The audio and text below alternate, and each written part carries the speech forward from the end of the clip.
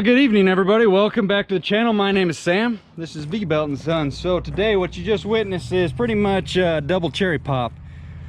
First run, first load with my new Diamond C trailer.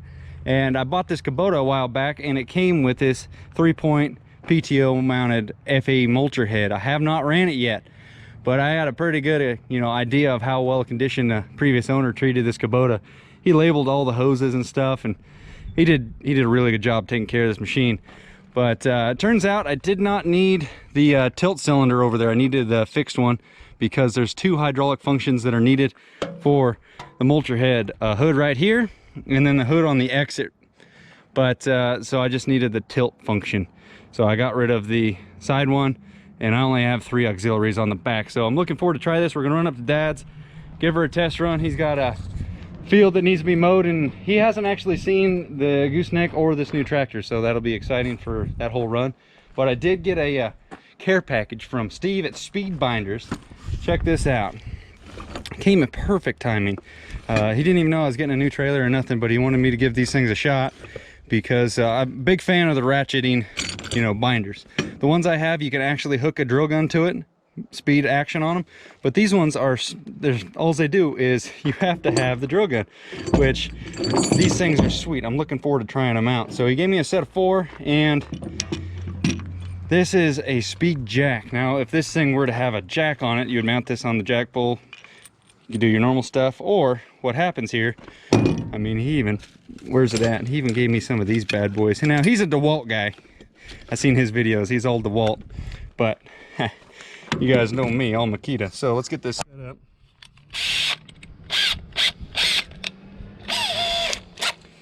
So what you do is, there's no ratchet as far as I can tell.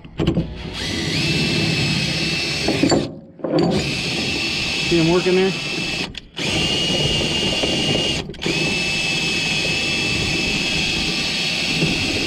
So let's give these things a test run and then run up to Dad's and mow that field. I just went around and lightly hooked all these suckers up. I mean, I got them on the lengths they needed to.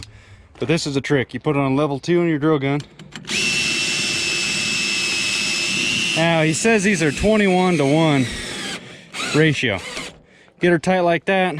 Click her to level 1. Okay, get on there, socket. Losing the whole shebang. You don't want to use the ratchet one on here because that's over torquing stuff. But now, mind you, you saw everything I did. How tight is that sucker? Pretty dang good without hurting my drill gun too much. That's just as tight as I would want it for anything else. Now, being biased, I'm just testing these out. This is my first run. Try one more.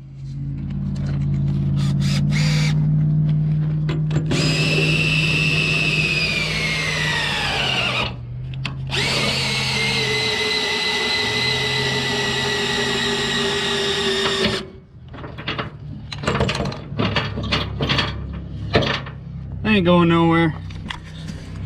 I'm a fan of it. Like the selling point with these, I watched his videos, so when you come up to it, and I experienced this the other day, I'm not even making a joke out of this or trying to sell his product hardcore, but what happened is I had grease on my hand from whatever, hydraulic oil, just changing those things back there. Come up here, you're trying to speed binder, your normal ones, you holding this, running the ratchet, and I couldn't keep a grip on this. It actually kind of upset me. I was getting frustrated. I had to ditch the gloves, whole shebang. So I came up with this. I just went around the whole thing, put them all on there, grabbed the gun, click her in second gear.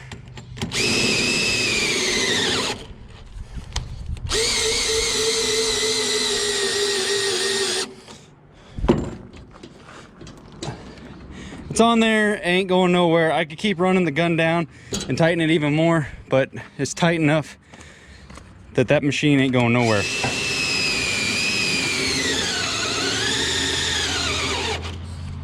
Battery might be done.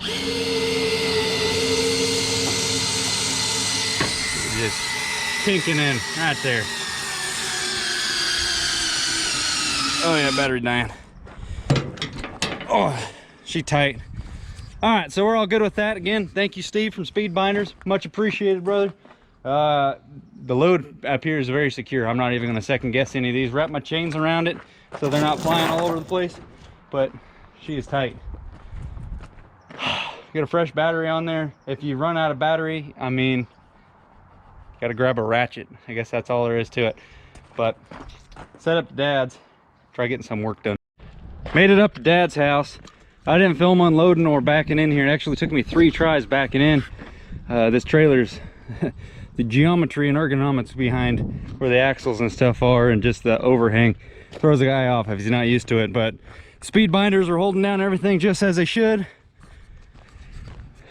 Took me forever to find a grease gun here. I guess we left them all on the job site. But there's that little articulating blue loader. That thing, I tell you, if I find another one of those, I'm gonna buy it. That thing is just the best. Love that machine there. But got everything greased up finally. Checked the oil and the gearbox, we're all good. Here's Dad's old Kubota. There's Senior Haas right there. This was his first tractor, right? First one? First one, except for the Mexican backhoe. That's not racist. That's what we call a shovel back in the day before politics. 36 horsepower. I think he's got 5,500 hours on that thing. He's had it apart a couple of times, but just so you guys can see a little bit of the size difference. This one's got quite a bit wider stance, so it kind of sucks. It won't fit on a small trailer. I have to haul it on the bigger trailers, but let's go over there. I got the field starting to feel a little moisture on it. It's about 100 degrees today, so Dad's gonna run a hose. I'll switch on the hose and we'll get that thing mowed up. But I'm excited. It looks like a standard Mulcher head. That'd be the front of the machine if I could turn the seat around like a backhoe.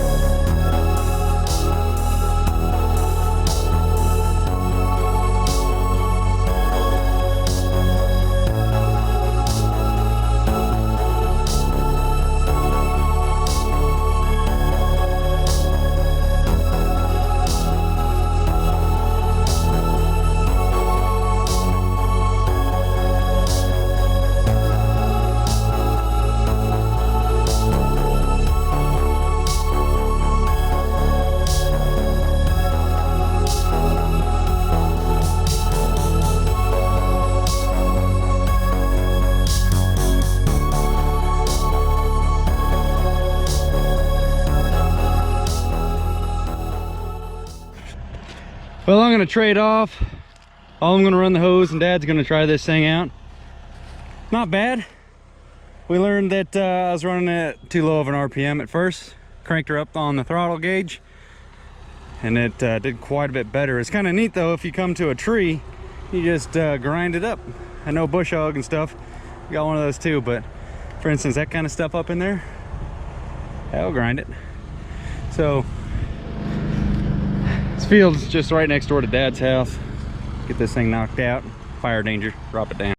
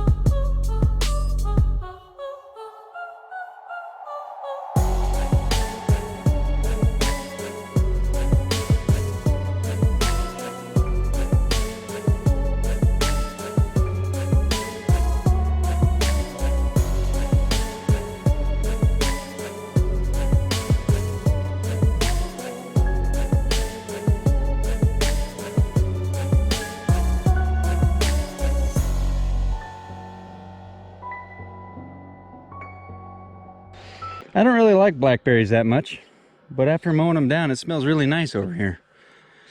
This machine's pretty cool for doing mulching. 51 horsepower engine. I don't know what it's putting out, 44 or something to the PTO. You don't have any hydraulic loss in power, and you don't have any hydraulic oil that's heating up, you know, going through the pump, the motor, and all that stuff like a normal mulcher has.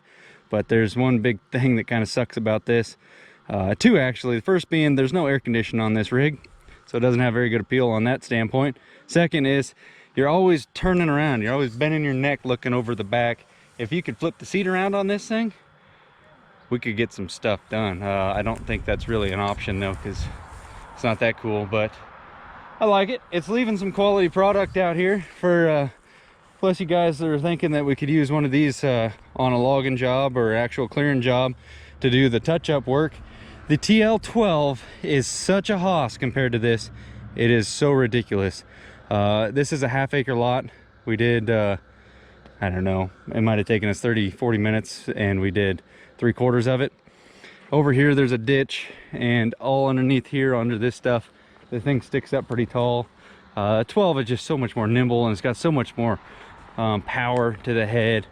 But this thing, it does have its place. I'm sure we'll get some use out of it, but the price of the whole package, it's either I got the mulcher head, I bought the mulcher head and got the tractor for free, or bought the tractor and got the head for free. It was just too good of a deal to pass up, and I'm freaking stoked on it. But I'm gonna wrap this one up, guys. Hope you enjoyed seeing this machine do the grinding. You'll see it again. But anyway, this property is now cleared. Maybe we'll buy it. Anyway, later guys. Hit them buttons for me. Hit that like button. That lets YouTube know that we're doing something decent and you guys are enjoying the content. And subscribe to the channel if you haven't already. If you guys have any experience running a PTO masticator mulcher as a dedicated machine or something like this, comment it below. Let me know what you're running. Fretwell's got that Gallo tracks, and that thing's a hoss. If I could make a deal with Gallo so I could demo one of those and make some videos, that would be freaking awesome. But any other brand, I would like to, you know, at least make some videos on it, because the PTO has its advantages and I want to learn its disadvantages. But anyway, hit them buttons, guys. Comment below, and we'll see you on the next one. Later.